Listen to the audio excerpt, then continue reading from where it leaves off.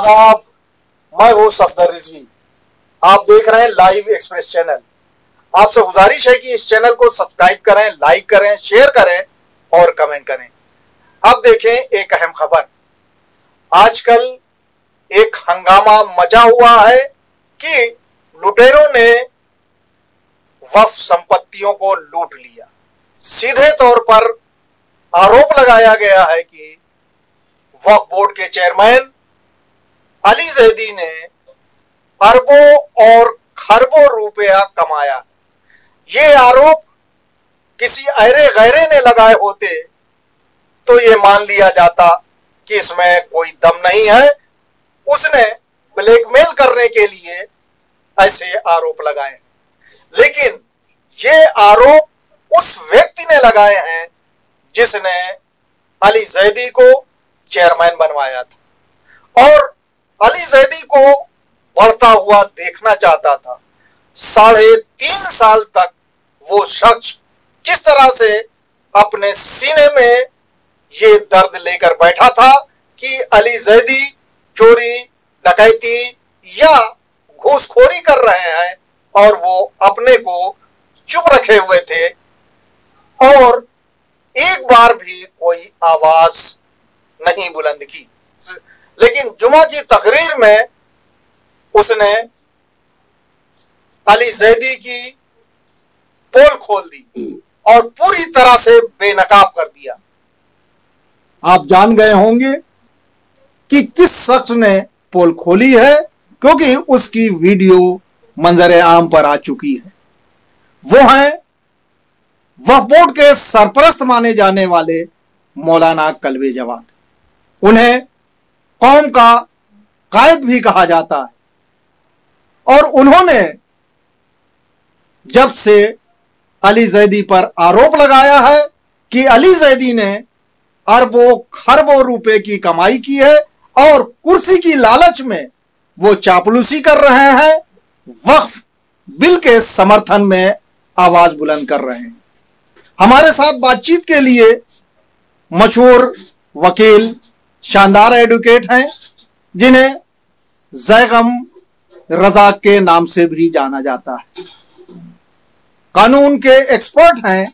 हम उनसे जानना चाहेंगे कि जिस तरह के आरोप मौलाना कल्बे जवाद ने वक्फ बोर्ड के चेयरमैन अली जैदी पर लगाए हैं, आप उसे किस नजर से देखते हैं? क्या ये आरोप कानून की जद में आते हैं और अली जैदी कानून का सहारा लेकर की क्या कार्रवाई कर सकते हैं? बताएं जैगम साहब। जो जो मैंने फिगर देखा है टीवी पे या आपके चैनल पर, उसमें इन्होंने कहा है कल्बे जवाद साहब ने कि अरबों खरबों का इन्होंने घोटाला किया है। अब सवाल ये पैदा हो रहा है कि अली जैदी साहब के दामाद हैं और शुरू से जर्रे जर्रे पर इनकी निगाह है। जब पहली मीटिंग हुई थी तो करबला अब्बास बाग का मुतवल्ली कोई और था और उसको हटा करके इन्होंने कल्बे जवाद साहब को बनाया। उसके बाद फिर जहां जहां इन्होंने जहां अपने आदमी बिठाए, पैसा कमाया, जो भी किया हो, पूरी तरह जैदी साहब इनके हाथ में थे, जो चाहते थे करते थे। और उसके बाद एक स्थिति ऐसी आई कि इन्होंने देखा कि काम हम कर रहे हैं, जो मुझे लगा काम हम कर रहे हैं और फायदा कल्बे जवाद साहब उठा रहे हैं, तो इन्होंने कुछ जगह धीरे धीरे इनको कुछ काटना शुरू किया, कम करना शुरू कर दिया और नतीजा ये पहुंचा कि अंदरूनी तौर पे जो मुझे लग रहा कि इन लोगों में दूरी बढ़ गई है। और जो आपके मैसेज जो आया है अरबों खरबों का, जिन्होंने जुमा में ऐलान कर दिया, तो ये एक बहुत बड़ी बात है और ये कल्बे वो जैदी साहब के लिए एक नुकसानदेह चीज है। इसने न सिर्फ बदनाम किया है जैदी साहब को, बल्कि कहीं मुंह दिखाने के लायक नहीं रखा।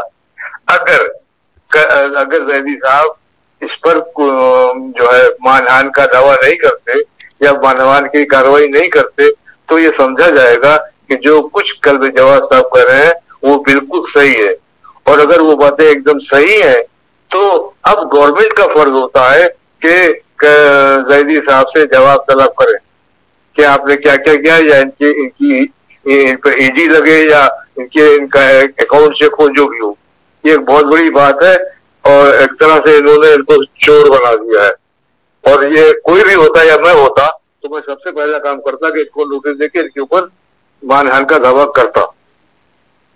और अगर नहीं करते हैं तो ये सोचना पड़ेगा कि पानी कहीं मर रहा है।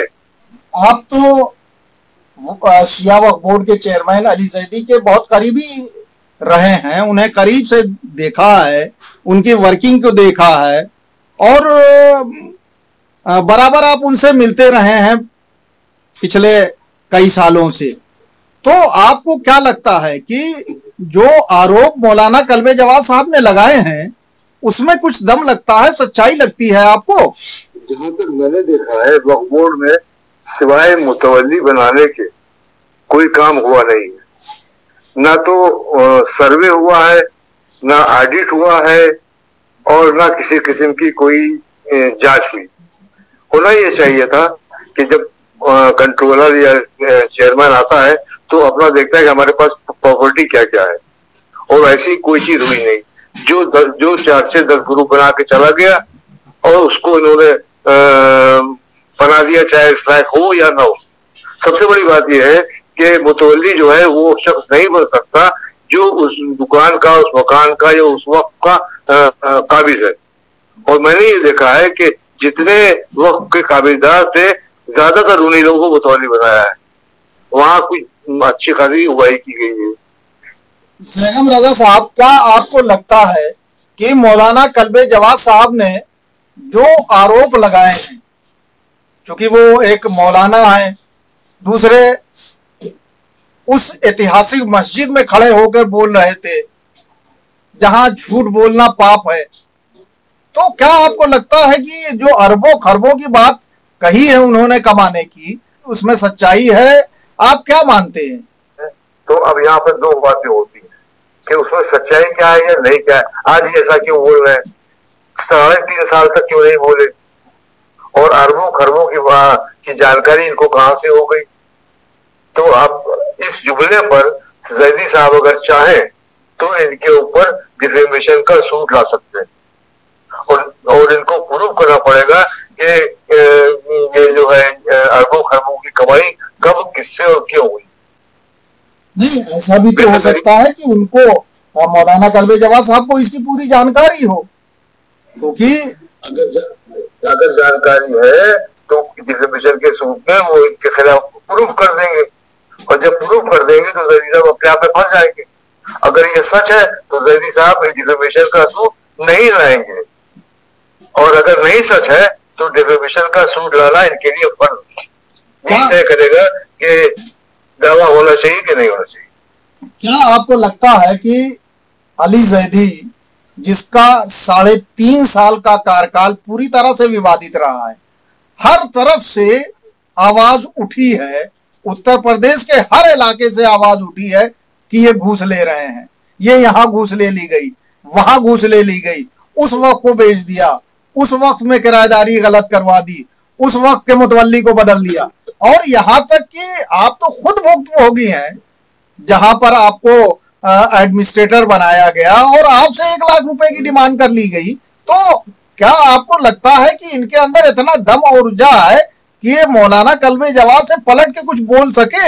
उसका हल तो यही है, अगर ये जो कल्बे जवाद ने इनके ऊपर इल्जाम लगाए हैं, अगर उससे इनकी घोर निंदा हुई है और ये चेयरमैन बनने के लायक नहीं है, या तो कल्बे जवाद साहब पर यकीन करके गवर्नमेंट को इनको सस्पेंड करना चाहिए, और अगर उससे बचना चाहते हैं तो इनको कल्बे जवाद के खिलाफ डिफेमेशन का सूट लाना चाहिए। आपको क्या लगता है कि अली जैदी मौलाना कल्बे जवाद से पलट कर ये पूछ सकें या सवाल कर सकें कि आपने जो गलत काम किए हैं, चाहे वो अब्बास बाग की करबला का मामला हो या आलमनगर में वफ सज्जादिया का मामला हो, जहां पे अरबों रुपए मौलाना कल्बे जवाद ने अवैध रूप से कमाए हैं, 1-1 प्लाट 2-2 लोगों को बेच दिया गया है, जिसकी आपको भी जानकारी होगी। तो और भी बहुत सारी जगह हैं, कब्रों को बेचा गया है। तो क्या अली जैदी मौलाना कल्बे जवाद से नहीं पूछ सकते? और क्या पूछना तो अलग चीज है, अब जब आर पार की लड़ाई हो गई है तो क्या वो उनको उनके खिलाफ कार्रवाइयां नहीं कर सकते? जहां जहां जिस वक्त में मौलाना कल्बे जवाद मुतवल्ली है या एडमिनिस्ट्रेटर हैं। अगर अगर अगर कल्बे जवाद साहब से ये पूछते नहीं, और जो जहाँ जहाँ कल्बे जवाद साहब से उनसे उनसे ऑडिट और पैसा और इनकम की बात नहीं करते, तो ये बिल्कुल कंफर्म हो जाएगा कि ये पैसा ले रहे हैं। मौलाना जवाद साहब ने तो जितने आरोप लगा सकते थे, हमारे ख्याल से गंभीर आरोप, इन्हें उम्र साद भी कह दिया अली जैदी को, इनकी औलाद को हरामी भी कह दिया। आप उस वीडियो में देखेंगे तो औलाद को हरामी भी कह दिया। उन्होंने ये भी कह दिया कि जो हराम की कमाई की है उसका इस्तेमाल भी नहीं कर पाओगे, हुकूमत राय की तरह तुम्हें जो है हसरत ही रहेगी, कभी उम्मीद पूरी नहीं होगी। तो उन्होंने जिस आक्रामक मूड में अली जैदी की खिंचाई और क्लास लिया है, वो तो एक अनोखा तरीका है। और ऐसा लगता है कि मौलाना कल्बे जवाद वो फिर से जवान हो गए, और उन्होंने जिस तरह की बयान दिया है, जिस तरह की तकरीर की है, उससे मुझे लग रहा है कि एक बार आवाम फिर उनके साथ होने को आ गई है। और ऐसा लगता है लोग वेलकम कर रहे हैं कि मौलाना जिंदाबाद जिंदाबाद, कई तरफ से मैंने सुना है। और ऐसा लग रहा है कि लोग मौलाना कल्बे जवाद की चुप्पी से नाला थे, नाराज थे। और जब अब मौलाना ने आवाज उठाई है कि चोरों और डकैतों के खिलाफ, वफ लुटेरों के खिलाफ, तो लोग उनके साथ फिर से पलट के आ रहे हैं। क्या लगता है कि लोग उनके साथ आ जाएंगे और कोई बड़ा आंदोलन खड़ा कर सकते हैं? इधर ऐसे लोग कटने लगे थे, और ये उनको शिकायत यही थी, जैसा आपने कहा है कि बोलते क्यों नहीं है, तो वो मवाद जो है पक रहा था, और आज वो पक गया है, और इन्होंने खुल के जितना कह सकते थे वो सब कह दिया। जो इनका हक इमामत था वो इन्होंने अदा कर दिया है। और अगर वो झूठ है तो इनको डिफेमेशन सूट करना चाहिए, और अगर झूठ नहीं है तो इनको जो है हटा देना चाहिए। ये एक अलग बात है कि ससुर ने दामाद की कुछ नहीं रखी, या 3.5 साल तक रखी, उसके बाद अब ससुर को लगा कि दामाद की नोच चोट के इसका जो है पूरा असली चेहरा सामने ले आओ। लेकिन क्या दामाद में भी इतनी हिम्मत है कि वो ससुर के असली चेहरे को सामने ले आए? क्योंकि जो कुछ उल्टा सीधा किया है उसका कच्चा चिट्ठा तो अली जैदी के पास वक्फ बोर्ड में होगा ही। वफ अली जान की संपत्ति हो या जहां जहां की संपत्ति के साथ मौलाना ने गड़बड़ तो किया है बहुत सारा। तो क्या वो उन चीजों को, फैक्ट्स को सामने लाने की हिम्मत है उनमें, या लाएंगे? मौलाना या इमाम कहेंगे जो इमामत करते रहे हैं, उसके इनका फर्ज था कि बुराइयों को लाइट में लाया जाए, और वो ये नहीं आए, या अल्लाह ने करवा दिया। अब बचाव में जैदी साहब उसको इनके जो क्रियाकलाप किए उनको सामने लाए। कुछ लोगों को मैंने ऐसा भी देखा है कि कोई चीज उड़वाने के लिए या किसी के खिलाफ बुलवाने के लिए, हम आम दुनिया की बात कर रहे हैं, आप भी आम दुनिया में देखते ही रहे हैं कि रात भर शराब पिलाई गई, उसके बाद सवेरे उससे पूछा गया तो उसने सच सच बोल दिया सारी चीजें, या भांग की गोलियां खिला दी गई और जो आप कहते रहे वही सवेरे वो उसने जो है, या अफीम का, या और भी नशे हैं बहुत सारे। तो क्या नशे वाला जो आदमी है, नशा किया, भांग की गोली खा ली, उसके नशे में जो है उसने तकरीर कर डाली, क्या मौलाना कल्बे जवाद को भी इस तकरीर पर कोई अफसोस हो रहा होगा कि नहीं हो रहा होगा? ये आप बताएं। जब पानी सर से ऊंचा हो जाता है तब इस किस्म का आदमी बोलता है। पूरी लड़ाई को, बयानबाजी को, और बयानबाजी क्या, ये तो एक तरफा है, मौलाना आक्रामक है, अली जैदी का अब तक कोई बयान नहीं आया है। तो इसे आप किस नजर से देखते हैं? जिस पे आरोप लगाया जाता है, अगर वो खामोश रहता है तो उसका एक्सेप्टेंस है, और अगर उसके खिलाफ एक्शन लेता है चाहे कोई भी हो, तो उसकी और सबूत पेश करता है, तो उसका मतलब वो आदमी मासूम है। खामोशी एक्सेप्टेंस है। इतने बड़े इल्जाम के बाद अगर आदमी खामोश रहता है तो इसका मतलब है दाल में कुछ खा है। यानी जुमा को तकरीर की है, जुमा बीत गया, शनिचर बीत गया और आज इतवार है, यानी 48 घंटे से ज्यादा हो चुके हैं और अली जैदी की खामोशी, कहीं से कोई चूं चरा ना अली जैदी बोले हैं ना उनका दलाल शामिल बाबरची कुछ बोला है, किसी की कोई बाइट, कोई वीडियो, कोई ऑडियो, कहीं कुछ नहीं है, सबको सांप सूंघ गया है। तो इससे आप क्या अंदाजा लगाते हैं? जो कल्बे जवाद ने कहा वो बिल्कुल सच है, गलतियां नहीं है। और कल्बे जवाद की बीच में कुछ इमेज जरूर डाउन हुई थी, लेकिन बतौर मुस्लिम लीडर जो इसको बोल करके इन्होंने कहा है कि जब अति हो जाती है तो मौलाना या इमाम को बोलना पड़ता है, और ये इन्होंने किया। और इस लेक्चर से जो बोला है उससे ये साबित हो गया है कि ये जुल्म को बहुत दूर तक बर्दाश्त नहीं कर पाते, ये इनका नेचर है, और यही मौलाना या इमाम का नेचर होता है। इनके अंदर आप वो टैलेंट देख रहे हैं जो आज से 25 साल या 20 साल पहले था, जब ये किसी चीज के लिए अड़ जाते थे। तो क्या आपको लगता है कि ये अभी अड़े रहेंगे या चुपचाप से खामोश होकर बैठ जाएंगे? कल्बे जवाद साहब, इनका नेचर है, ये अड़े रहेंगे चाहे कुछ हो जाए, ज्यादा मुझे लग रहा है। तो जिस तरह से रुसवा करके, भरे बाजार में रुसवा करके वसीम रिजवी को मौलाना कल्बे जवाद ने उनकी औकात बता दी कि आप क्या हो, तो क्या आपको लगता है कि मौलाना कल्बे जवाद अपने दामाद अली जैदी को भी उसी तरह बेइज्जत करेंगे और भरे बाजार में नंगा कर देंगे, बेनकाब कर देंगे? कर दिया, अब इससे ज्यादा क्या करेंगे? इससे ज्यादा इंसान की बेइज्जती क्या होगी? अब अली जैदी साहब या तो उस पर कंटेम्प्ट लाए और या एक्सेप्ट करके बैठ जाए समाज से, खुद रिजाइन करके। अभी तक हमारे ख्याल से उन्होंने मौलाना कल्बे जवाद से आंख मिलाने की जुर्रत भी नहीं की है कि उनके घर जाते और माफी तलाफी करते या कहते आपने ये क्यों किया है, क्योंकि इन दोनों का रिश्ता तो बहुत ही करीबी रिश्ता है, अली जैदी और मौलाना कल्बे जवाद का। मीटिंग में वही रूप था जो उनका होना चाहिए, कहीं कोई शर्मिंदगी नहीं थी। वक्फ बोर्ड के खिलाफ लॉ बन रहे हैं, कानून बनाए जा रहे हैं, वक्फ बोर्ड को बर्बाद करने की पूरी जो कोशिश हो रही है, लोगों ने अपने मेमोरेंडम दिए हैं और यहाँ तक कह दिया है कि बोर्ड जो है वो चलने लायक नहीं है, सो खत्म हो जाना चाहिए। अब क्या बचा है? अली जैदी ने जो भी बोला है, बाहर आके भी बोला उन्होंने, तो क्या आपको लगता है कि उससे वक्फ को नुकसान पहुंचेगा? सरकार के सपोर्ट में, सरकार के सपोर्ट में है भाई। और अभी जहां तक अब आपने उसका शेयर दिया है, वो सरकार ने कहा कि अब 78% सारी जमीन हमारी है। अब अभी जो रेवेन्यू रिकॉर्ड चल रहा है उसमें सरकारी कोई जमीन ही नहीं होती,